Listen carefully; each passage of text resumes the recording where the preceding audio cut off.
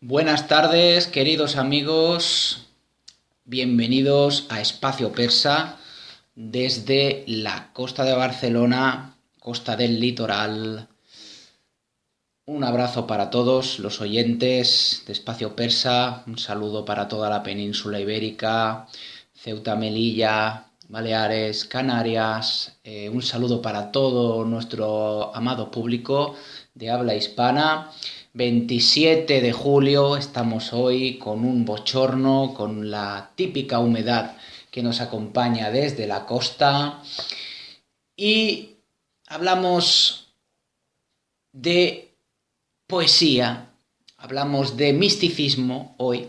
Quiero hacer unas reseñas muy breves porque he cogido uno de los libros que tengo en mi biblioteca que se titula La mística sufí de los poetas persas. El autor es Juan García Font. Es sin duda uno de los más destacados investigadores en el campo de la simbología, con numerosas e importantes aportaciones. Gran difusión dentro y fuera de nuestro país y publicada ahora en la colección Aurum. Es, como vemos, el autor una persona cultivada, una persona que entiende las alegorías espirituales, místicas y de ese mundo invisible que nos envuelve. Siempre cuando hablo de este mundo nos referimos a el mundo de verdad y no ese mundo invisible de la mentira y de la magia negra que dista bastante del auténtico misticismo. Hablando sobre ese tema, podéis escuchar en iVoox Los 5 Pilares del Misticismo, un podcast que realicé en su momento hace ya años y que no me arrepiento en absoluto. Yo creo que es una buena guía para comprender lo que es el buen místico.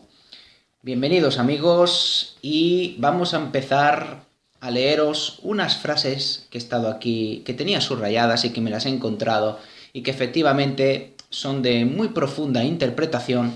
Voy a intentar daros mi opinión. Es importante destacar que no soy profesor ni soy experto en ningún tipo de materia, no soy licenciado ni nada, simplemente estoy dando mis impresiones. Son mis impresiones y mis opiniones.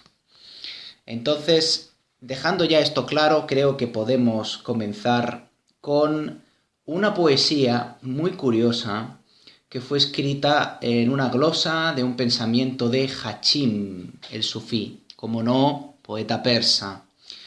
Y el poeta nos habla del orgullo, también podríamos decir el ego. Y fijaros lo que nos dice el poeta, porque es interesantísimo. Dice: no te vanaglories de falta de orgullo. Es tan difícil de captar como la huella de una hormiga en una noche oscura sobre una piedra negra. Nada fácil es arrancar el orgullo del corazón. Antes lograrías separar una montaña del suelo en que pesadamente descansa utilizando una simple aguja. Bien, interesantísimo, como digo, lo que nos comenta Hachim, el sufí, poeta persa, sobre el orgullo. Muchos pensamos que no tenemos orgullo o que somos personas muy humildes. No obstante, en esta humildad se esconde el más fiero de los orgullos. Es muy difícil detectarlo porque lo tenemos camuflado en lo más profundo de nuestra alma, que tiene que pulirse día a día, hora a hora, minuto a minuto, para seguir en el camino de la perfección espiritual, de la unión mística, que este es el trabajo del buen sufí. Me encanta cómo dice el poeta que no presumas de que te falta orgullo, porque eso es una mentira. orgullo, mientras haya aquí un corazón latiendo y unas venas y una sangre que circule, vas a tener. Los únicos que no tienen orgullo en este mundo son los que han alcanzado la santidad. Muy pocos elementos son los que hay en la tierra que alcancen este nivel. Os pondré un ejemplo muy sencillo. Imaginaos el mundo laboral, una empresa, que por cierto el mundo laboral está hecho un desastre actualmente. Vemos que todo el mundo quiere dirigir una empresa, todo el mundo quiere ser director, ejecutivo, presidente, etcétera, etcétera, etcétera. Y vemos que la realidad es bien distinta. ¿Cuántos presidentes hay? ¿Cuántos directores de grandes asambleas existen en el mundo? Poquísimos. De hecho, ya sabemos de sobra que la riqueza mundial está repartida en una minoría dentro de la minoría. En fin, os pongo este ejemplo simplemente para que reflexionen que por más que deseemos de ser todos directores de escuelas, presidentes, etc., siempre se empieza barriendo. Siempre empiezas siendo el empleado de turno, el aprendiz, y hay que pasar por ahí. Y sabemos muy bien que no todo el mundo vale para dirigir una empresa, que no todo el mundo está dispuesto a arriesgarse, para jugársela, para seguir creciendo, que muchos lo han intentado y muchos han fracasado. Y no hay más realidad que esta, queridos amigos. Por eso digo, no todos vamos a ser directores, tenemos que intentar llegar a ello, pero cada uno sabrá a lo que se atiende. Y lo más lógico es que estemos todos en el mundo de la espiritualidad, seamos ese barrendero, somos ese barrendero, por decirlo de una manera espiritualmente pobre, somos ese basurero que viene, ese reponedor que viene en esa gran agencia a cambiar 4 cosas y se marcha y ya está. Pero cuando vemos, si habéis tenido oportunidad de poder estudiar, de poder leer o de haber presenciado lo que es auténticamente un maestro espiritual, tenemos tanto por aprender. Incluso los maestros son los primeros en aprender, son los primeros en abrir bien sus orejas y sus ojos y todos sus sentidos, que por cierto, están limitados, todos los sentidos humanos. Un perro tiene más oído que nosotros. Hay animales que escuchan unas frecuencias vibracionales que nosotros no. Sí que es cierto que nosotros desde el mundo de la espiritualidad, desde la dimensión cuántica, nosotros podemos detectar cosas que en cierto sentido en este espacio-tiempo sería algo inconmensurable, algo que la ciencia no puede tratar de explicar al 100%, pero sí que lo está intentando a través de la ciencia cuántica. Así que, queridos amigos, sería interesante aquí reflexionar hasta qué punto somos humildes, hasta qué punto nuestro orgullo nos dobla y nos hace sentir enteramente humanos, hasta qué punto podemos sufrir, hasta qué punto. Conócete a ti mismo, no falla. Pero eso de eliminarse el orgullo es como amputarse un brazo, es como amputarse un miembro, es imposible, pierdes incluso parte de tu esencia. Los maestros también sufren. Todo ser humano sufre, como nos dice uno de los 4 pensamientos inconmensurables del budismo. Buda dijo que para aceptar la verdad, una de las principales causas del mal, del sufrimiento que existen en este mundo, es aceptar ese sufrimiento, aceptar que todo el mundo está sufriendo y que gracias a la compasión y gracias a la meditación, a seguir en el camino del medio, es lo que nos va a ayudar a encontrarle un sentido, al significado de la vida. Ya hay filósofos que afirman, y cuando digo filósofos con mayúsculas, no filósofos de barrio, de calle o de bar, sino auténticos filósofos, han afirmado que cuando tu vida tiene un sentido, cuando tenemos un significado, el sufrimiento no va a desaparecer, pero sí se carga mejor, se lleva un mejor soporte, lo cargas mejor. Y es así. Por eso la búsqueda del conocimiento, esto está en el Corán, es imprescindible para el ser humano, porque te ayudará a comprenderte a ti y a todo lo que hay a tu alrededor. Si no comprendes nada, estás desorientado. Si no entiendes nada, estás perdido. ¿Hacia dónde vas? ¿Hacia donde sople el viento? ¿O es que yo soy libre? ¿Es que yo voy a donde quiero? Eso, querido amigo, es lo que usted se piensa, que puede ir a donde quiera y sin embargo está más perdido que nunca, no tiene una meta, no tiene un objetivo para llegar. Entonces, ¿a dónde vas? ¿A donde sople el viento? Pero es que estás haciendo círculos, querido. Entonces, ¿a dónde vas? ¿Cuál es tu propósito? ¿Cuáles son tus dones divinos? Hay que conocer todo esto. Hay que saber hacia dónde vamos. La educación, la cortesía, las virtudes son importantísimas. Y no estoy diciendo nada nuevo. Estoy diciendo cosas que se han dicho una y otra y otra, y así 1000 años, 2000 años, 3000 años y 4000, y desde que empezó el hermetismo y desde que se iniciaron en el esoterismo los griegos, los antiguos egipcios, los antiguos chinos, los inicios, amigos, los inicios de la sabiduría humana, sean manifestadas desde la cultura que sea, siempre hemos topado con la misma piedra, siempre hemos caído en el mismo hoyo. ¿A qué se debe esto?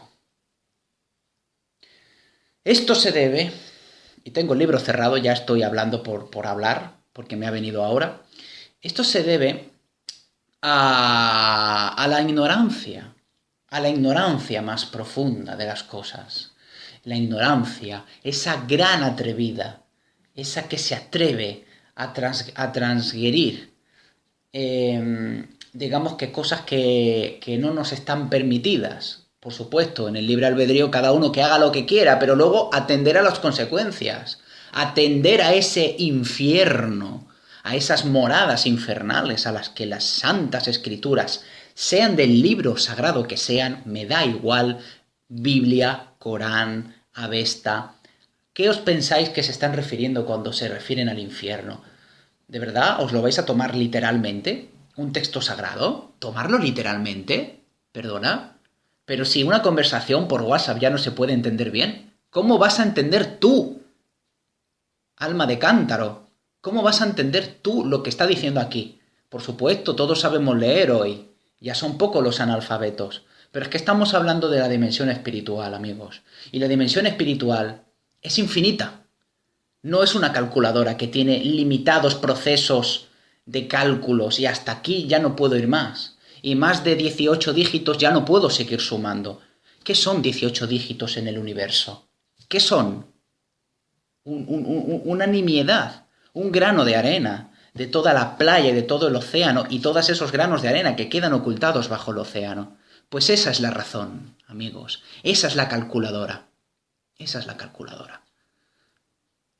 El sufismo siempre se ha basado en el neoplatonismo, la filosofía platónica, que es una filosofía sin profundidad. De la profundidad que tiene, es sin profundidad. ¿Por qué Platón nos habló del mundo de las ideas?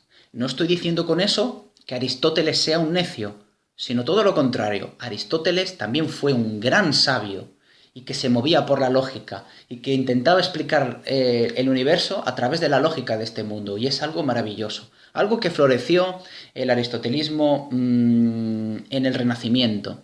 En el Renacimiento, digamos que el platonismo como que se queda encadenado, que se pierde, y se avanza hacia el racionalismo, hacia las humanidades, hacia la ciencia. Esto fue lo que sucedió en el Renacimiento, en aquella Europa de la Ilustración, donde va a aparecer una revolución industrial, donde van a aparecer las máquinas para sustituirnos, para producciones en masa, para un aumento de la población. Todo aumenta.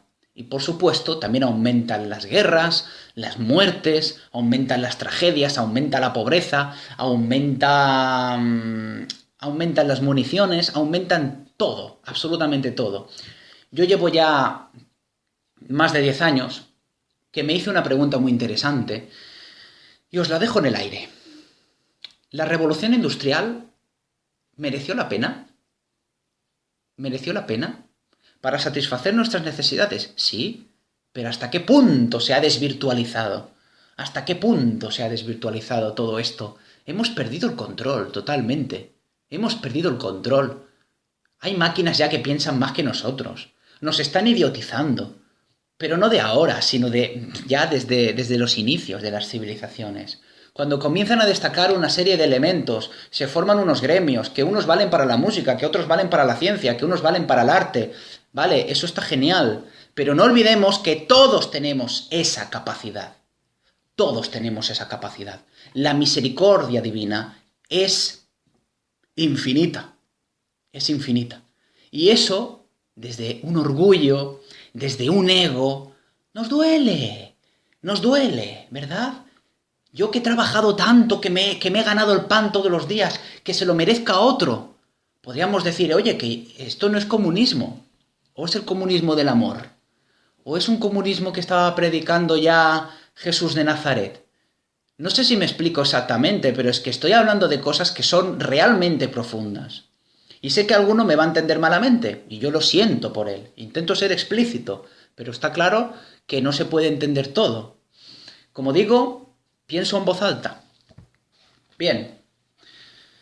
Después de habernos leído esta poesía del orgullo, el poeta nos deja muy claro, para que nos hagamos una idea de lo que es, para que entendamos que es imposible quitarnos el orgullo de encima. Pone una comparación que parece absurda, totalmente. ¿Cómo me vas a comparar un 10% con un 1000%? Y esto es lo que hace el poeta, además, explicándolo de una manera bastante comprensible. Nos dice, aunque lograrías separar una montaña del suelo en que pesadamente descansa, utilizando una simple aguja. ¿Cómo vas a partir una montaña con una aguja? Suena imposible, ¿verdad? Muy pocos pueden hacer eso. Y los que pueden hacer eso, desde luego, no pueden utilizar esa lógica de las matemáticas, de la ingeniería. Venga, vamos a dinamitar la montaña, te cargas el paisaje. La cosa no se trata de eso. La cosa se trata de creer que todo es posible, que existe una dimensión mucho más allá, que somos puntitos en este planeta y en el universo, no te digo nada. Una vez vi una foto bastante graciosa que salía la Vía Láctea y decía, esta es la Vía Láctea con el planeta Tierra. Y luego salió otra foto igual y decía, esto es la Vía Láctea sin el planeta Tierra. Y es totalmente así. Es totalmente así. Nos montamos una película, nos montamos un drama, nos montamos un sistema, nos montamos unos gobiernos, una política, una ciencia, un raciocinio. ¿Y todo esto qué es? ¿Todo esto qué es? Un juego, una ilusión. Es una ilusión. Es que no lo entiendo de otra manera.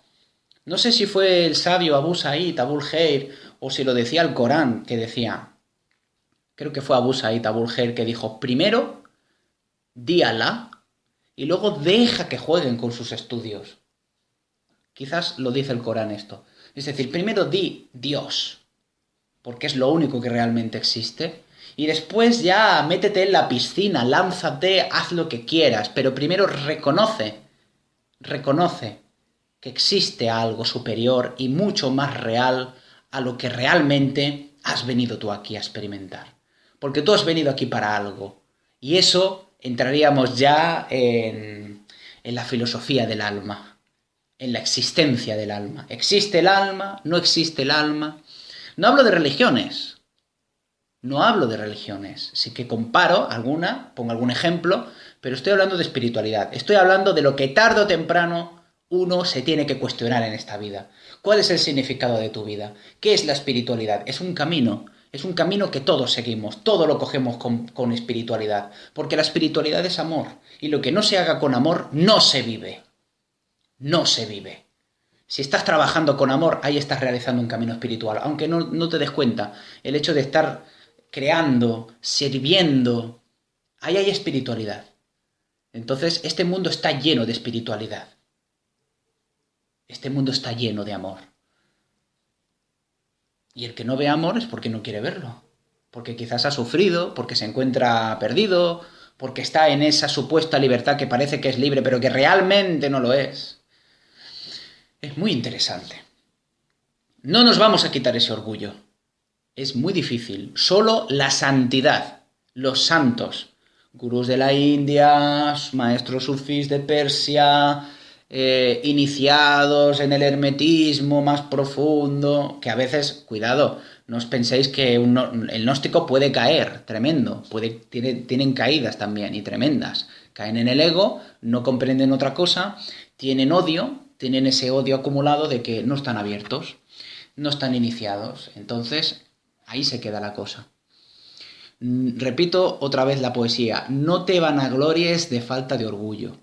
No presumas de ser humilde porque no lo eres, querido amigo. Esto nos dice el poeta. El orgullo nuestro es muy difícil de entenderlo, es muy difícil de verlo. Siempre no nos lo ven antes nuestros amigos, nuestros parientes. Ellos nos saben aconsejar bien, porque están cerca de nosotros y porque nos aman. Y no nos quieren destruir, al contrario. También hay que entender que hay relaciones tóxicas, por supuesto. Interesantísimo, de verdad. 20 minutos solamente para hablaros de este orgullo que nunca vamos a poder localizar. Quizás en algún momento sí. Quizás si llevamos una práctica espiritual, si llevamos una observación, una meditación, en según qué momentos notamos cómo se nos salta el diferenciador y queremos hacer daño y queremos destacar y queremos ¡ay! Ese saltito de... Eso es lo que mucha gente no controla porque no están iniciados. Porque están en esa piscina que digo y se han olvidado antes de mencionar a Dios. Sobre la unión mística, tengo aquí subrayadas 4 líneas, que dice así, dice el autor Juan: la unión mística es un don de elección por parte de la divinidad.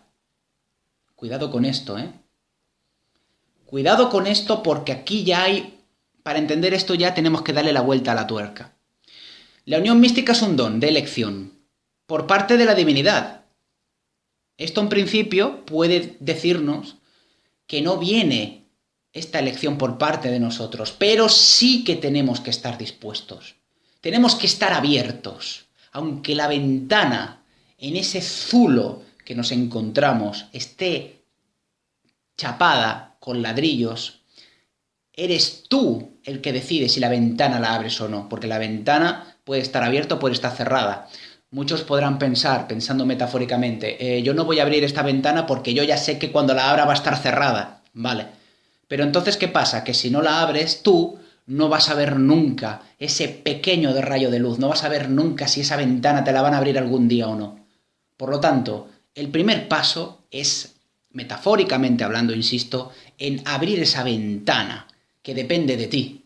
Luego, depende de esa divinidad si algún día hay un terremoto, si algún día alguien pica desde fuera con un pico para abrirte esa ventana, ya es otra cosa. Y quizás tú puedas participar en quitar esa pared. Me estoy acordando ahora de una frase de Rumi muy potente que decía más o menos así, lo digo de memoria: no te pongas a pensar en lo que es el amor o cómo llegar al amor. Más bien, párate a pensar cuántas barreras has levantado para no poder llegar a él. Yo creo que con esta metáfora que digo de la ventana, creo que lo dejo bastante claro. Y muchos damos por hecho cosas que ni siquiera son reales y que no, 1 más 1 dan 2. Ya no estamos en un pensamiento, no es un pensamiento alborescente.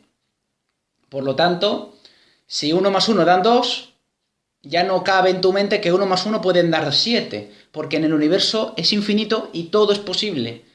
Yo creo que no deberíamos de desafiar tanto a Dios, porque luego llegan las sorpresas. Y además son sorpresas que no nos la tomamos muy mal, porque estamos siendo dirigidos por nuestros egos. Si fuéramos dirigidos con cariño, con amor, desde la perspectiva de Dios, yo diría que incluso las malas noticias no nos las tomaríamos tan mal, porque nuestra vida tendría un sentido, porque sabíamos que todo esto viene por parte de un plan divino, porque sabemos que todo es energía, porque sabemos que hay un karma, algunos que lo piensen y los que no también, una energía, un karma, el Espíritu Santo, el Gider, llamadlo como queráis, llamadlo como queráis. Yo creo que el infierno existe, pero no como algo que te estás quemando, que te van a atar con cadenas. Es que el infierno para mí no es eso. Es una manera que te lo explican en el libro para que todo el mundo en aquella época, siglo VII, yo qué sé, cuando vino la Biblia, cuando vino la gente que no sabía ni leer ni escribir, ¿cómo le explicas a la gente un infierno? ¿Cómo lo explicas? Pues como algo terrible, como algo que te estás quemando, que te están torturando realmente. Cuando estamos En un infierno nos sentimos así. Igual que cuando a los ángeles les pusieron las alas. Claro, ¿cómo dibujamos unas entes que son, entre comillas, superiores a nosotros? ¿Cómo lo dibujamos esto? Vamos a ponerle alas para simbolizar de que pueden hacer cosas que nosotros como mortales no podemos hacer. Pero no significa eso que un ángel sea un ser humano con alas. Es que lo han pintado así, de una manera para simbolizarlo. Todo es simbología. Todo esto es hermetismo. Todo esto requiere una cierta iniciación. Y no me refiero tampoco a sectas destructivas. No me refiero a ese tipo de sectas o a ese tipo de maestro que te cobra dinero. No me estoy refiriendo a eso tampoco. Hay que dejarlo claro. Por eso hago, entre comillas, algunas pausas y digo, esto no es esto. Esto no es esto. Porque luego alguno lo va a entender mal.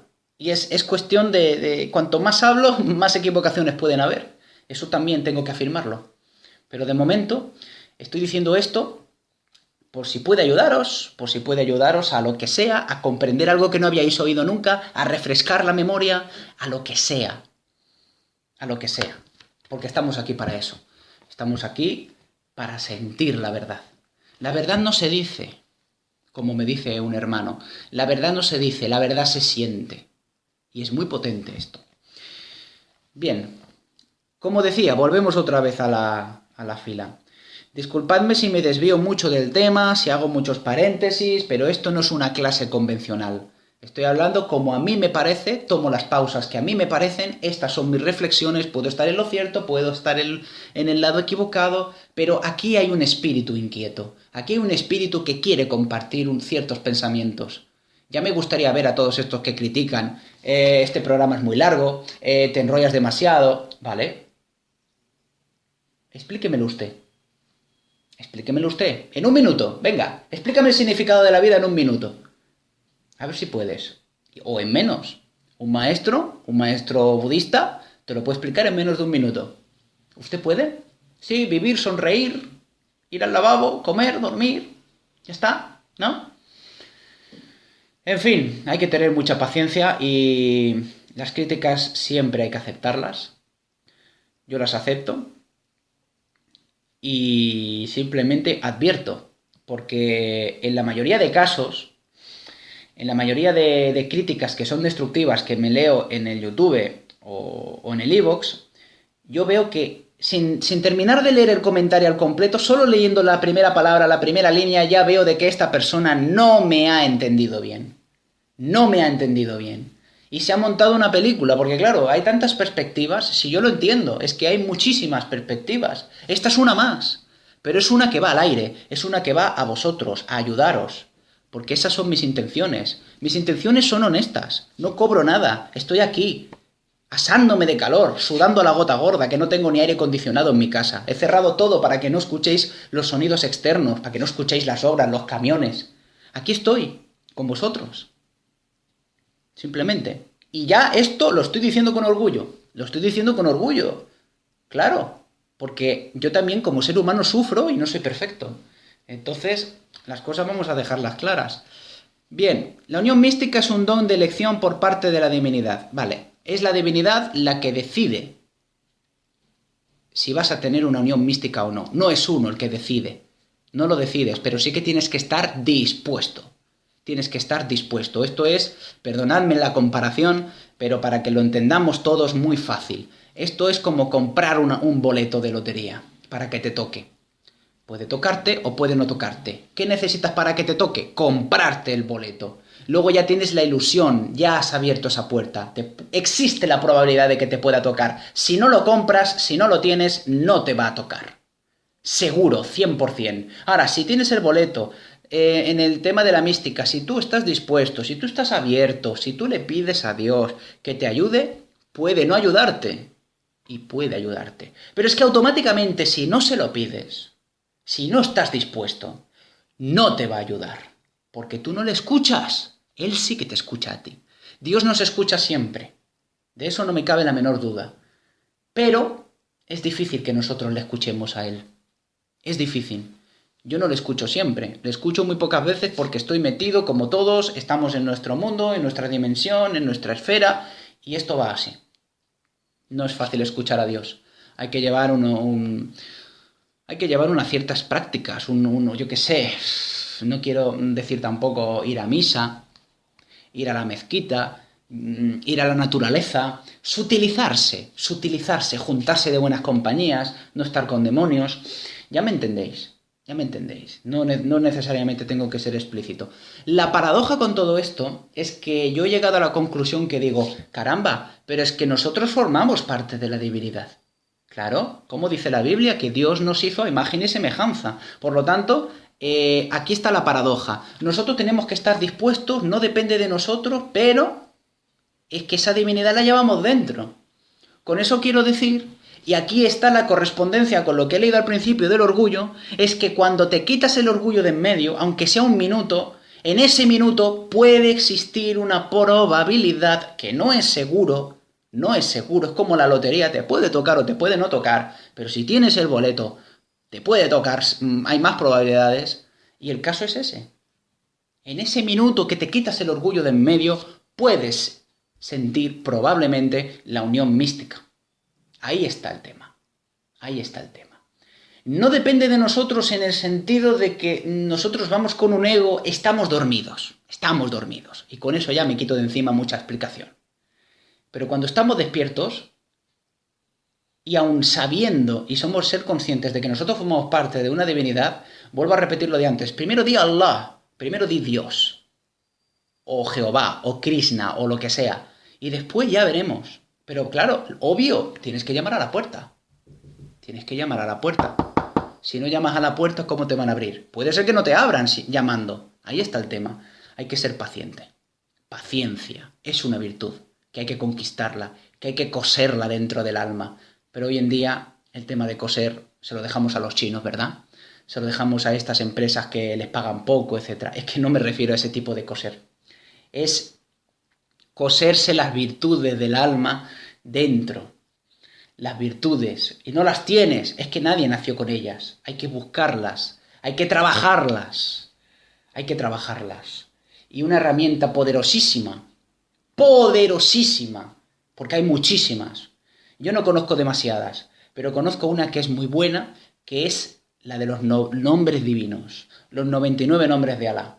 Esos 99 nombres de Alá que dicen en el Corán que el sufí o el que se los aprenda, que tendrá entrada directa al paraíso, nos está diciendo de que cuando uno ya tiene, no memorizado, no se trata de memorizar, estamos hablando de integrar. Cuando integramos esos 99 nombres, o mejor dicho, cuando los hemos sentido dentro de lo más profundo de nuestra alma, los 99, que no se hacen en un día, ni en 2, ni en 5 años, entonces estamos más cerca. Estamos más cerca de nuestro objetivo, estamos en el camino del medio, como decía Buda, que no nos dejamos llevar por ninguno de los extremos. La misericordia, el amor, la comprensión, el primero, el último, el rey, el dador, el que borra los errores, yo qué sé cuántos nombres hay, todos son hermosos, son nombres para llamar la misma ente divina, que es la que viene de arriba. Así que, con esta paradoja que no será comprensible para todos y que tal vez yo esté equivocado, tenemos que la unión mística en teoría no depende de nosotros, pero que si intentamos buscar eso con el orgullo, va a ser que no.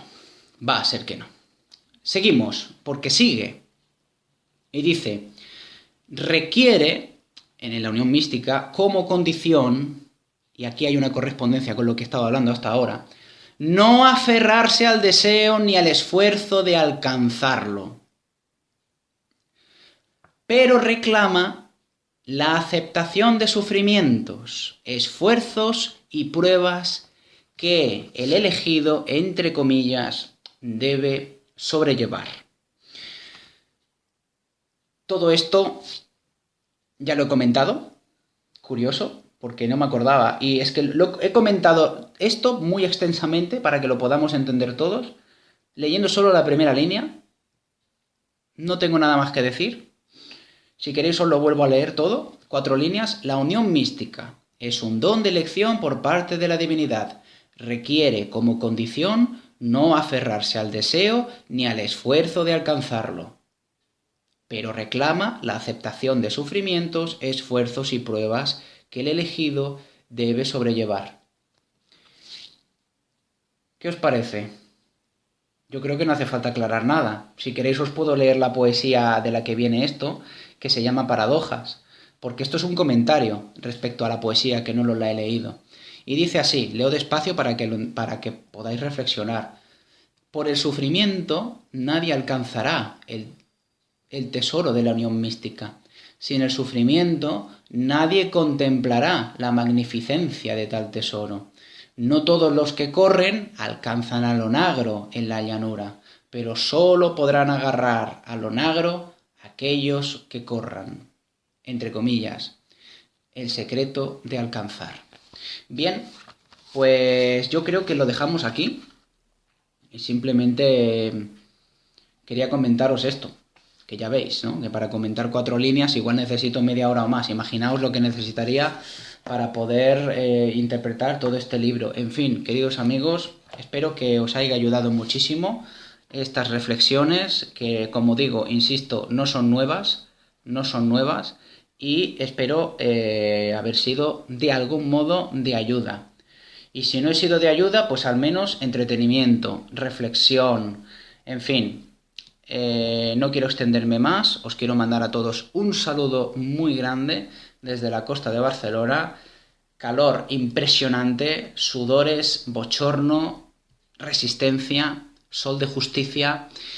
Y nos vemos en el próximo episodio, que Dios sabrá sobre qué tratará el tema, porque no lo sé ni yo, todo depende de la inspiración. Un saludo muy fuerte, un abrazo, saludos para todos queridos amigos y nos vemos en el próximo episodio. Hasta pronto.